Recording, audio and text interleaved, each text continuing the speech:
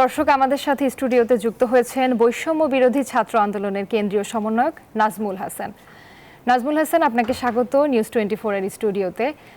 প্রথমে আপনার কাছ থেকে জানতে চাই যে এই আন্দোলন করতে গিয়ে তো আপনারা অনেক বাধা বিপত্তির মুখে পড়েছেন, তারপরও আপনার মুখ থেকে একটু শুনবো যে কেমন চ্যালেঞ্জের মুখে পড়েছিলেন। দেখুন, আমরা কিন্তু বৈষম্যহীন মেধাবীদের বাংলাদেশ বিনির্মাণের লক্ষ্যে আমরা কোটার যুক্তি সংস্কার আন্দোলন করতে গিয়ে আমরা ঢাকা বিশ্ববিদ্যালয় থেকে শুরু করে প্রত্যেকটা বিশ্ববিদ্যালয় ক্যাম্পাসে ছাত্রলীগের সন্ত্রাসীদের হামলা আমরা রক্তাক্ত হয়েছি, রাষ্ট্রীয় বাহিনীদের হামলা আমরা রক্তাক্ত হয়েছি। আমি যদি দেখেন, আমি 15 জুলাই ঢাকা বিশ্ববিদ্যালয়ে বিসি চত্বরে গিয়েছিলাম, সেখানে আমাকে নির্মমভাবে পিটিয়েছে। আমার মাথায় এখনও আঘাত রয়েছে, আমার মাথায় রক্ত জমাট বেঁধেছিল। ইভেন গত 5ই আগস্ট যেদিন স্বৈরাচারী শেখ হাসিনার সরকারের পতন ঘটেছে, সেদিন সকাল 9টায় আমি যখন শহীদ মিনারে যাই কেন্দ্রীয় কর্মসূচির অংশ হিসাবে, তখনও পুলিশ আমাকে তুলে নিয়ে যায় এবং শাহবাগ থানা আমাকে নির্যাতন করে। এক পর্যায়ে দুপুর 12টার দিকে শাহবাগ থানার কর্মকর্তা, তার নাম আরশাদ, তার ডেজিগনেশনটা ঠিক আমার মনে নাই, কিন্তু তিনি আমাকে বলছে যে উপর থেকে নির্দেশ আছে তোদের যত সমন্বয়ক আছে তাদেরকে হত্যা করা, শ্যুট করার, তাহলে আর এই আন্দোলন হবে না। এর পরবর্তীতে আমাকে শাহবাগ থানা থেকে সিটিটিসির জন্য নিয়ে যায়, কাউন্টার টেররিজম ইউনিটে। পরবর্তীতে আমি সেখানে গিয়ে আমাকে একটা রুমে অবরুদ্ধ করা হয় এবং সর্বশেষ আমাকে 6টার দিকে আমাকে ছেড়ে দেওয়া হয়। তাহলে এই যে দমন পীড়ন শুধু আমার একার উপর হচ্ছে না, এই যে শহীদ আবু সাইদ হয়েছে, মুগ্ধ হয়েছে, একটা বৈষম্যহীন মেধাবীদের বাংলাদেশ বিনির্মাণের লক্ষ্যে আমরা শুধু এক স্পষ্ট করে বলতে চাই যে আমরা কোটার যুক্তি সংস্কার করতে চেয়েছি।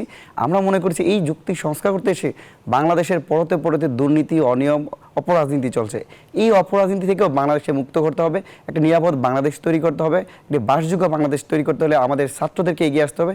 সেই জায়গা থেকে আমরা ছাত্র নাগরিক গণ অভ্যুত্থান ডেকেছি এবং স্বৈরাচারী শেখ হাসিনার সরকারের পতন ঘটাতে আমরা বাধ্য হয়েছি।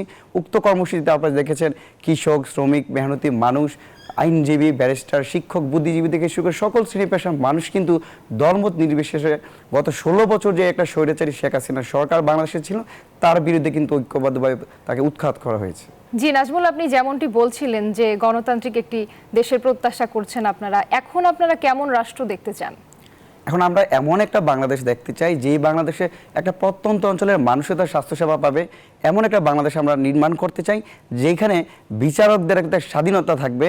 এমন একটা বাংলাদেশ আমরা তৈরি করতে চাই যেখানে গণমাধ্যম কর্মীরা সত্যকে সত্য কথা বলতে পারবে, এবং আমরা এমন একটা বাংলাদেশ তৈরি করতে চাই যেখানে প্রত্যেকেই তাদের ভোটের মাধ্যমে নেতা নির্বাচিত করতে পারবে, যার ভোট যাকে ভোট দেবে সেই ভোটটা পাবে। আমরা দেখতে পাচ্ছি গত 15 বছর যাবার ভোটারবিহীন একটা দেশ দৈত্য দানবে পরিণত হয়েছে। আমরা স্পষ্ট করে বলতে চাই, আমাদের এই যে হাজারের বেশি ছাত্র নাগরিক যে হত্যা হয়েছে, শহীদ হয়েছে, তাদের রক্তের উপর দাঁড়িয়ে আমরা আর কোনো দৈত্য দানবকে বাংলাদেশে প্রতিষ্ঠিত হতে দিব না। আমাদের এই বাংলাদেশ তৈরি হবে তারাই, প্রতিনিধি হিসাবে নেতা নির্বাচিত হবে না, যারা প্রত্যেকটা কাজের কাছে জবাব দিতে হবে, অন্যায় করলে পানিশমেন্ট হবে। বেগম পাড়ার মতো যেন আর বাংলাদেশে কোনো কালচার তৈরি না হয়, টাকা পাচার করতে না পারে। আমরা দেখতেছি বছরে হাজার লক্ষ কোটি টাকা বাংলাদেশ থেকে পাচার হচ্ছে। এইরকম দুর্নীতিবাজ অপশাসন যারা আছে তাদের বিরুদ্ধে রুখে দাঁড়িয়ে আমরা একটি বাসযোগ্য এবং নিরাপদ বাংলাদেশ তৈরি করতে পারবো, যেখানে সবাই থাকতে পারবে। একজন কৃষক তার মর্যাদা নিয়ে বাস করতে পারবে, একজন শিক্ষার্থী যাতে তার স্বপ্নের বিশ্ববিদ্যালয় ক্যাম্পাসে ভর্তি হয়ে গণরম গেস্টরুমের মতো নির্যাতনের শিকার হইতে না হয়, সেই জন্য আমরা প্রত্যেকটা বিশ্ববিদ্যালয় ক্যাম্পাসের নিরাপদ রাখবো। তাহলে একটা আলোকিত বাংলাদেশ তৈরি করতে পারবো। একই সাথে আমরা বিশ্বমানের শিক্ষা ব্যবস্থা তৈরি করতে চাই, যেখানে আমরা বিশ্বকে চ্যালেঞ্জ করতে পারি।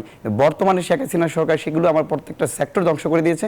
আমরা মনে প্রাণে বিশ্বাস করি ছাত্র সমাজ এবং সুশীল সমাজের সাথে আলোচনার ভিত্তিতে, আপনারা জানেন আমরা ইতিমধ্যে একটি রূপরেখা দিয়েছিলাম, সেখানে সর্বজন গ্রহণযোগ্য, আন্তর্জাতিক খ্যাতিসম্পন্ন এবং নোবেল লরিয়েট প্রফেসর ডক্টর রাষ্ট্রের প্রত্যাশা করছি আমরা। নাজমুল হাসান, আপনাকে অসংখ্য ধন্যবাদ।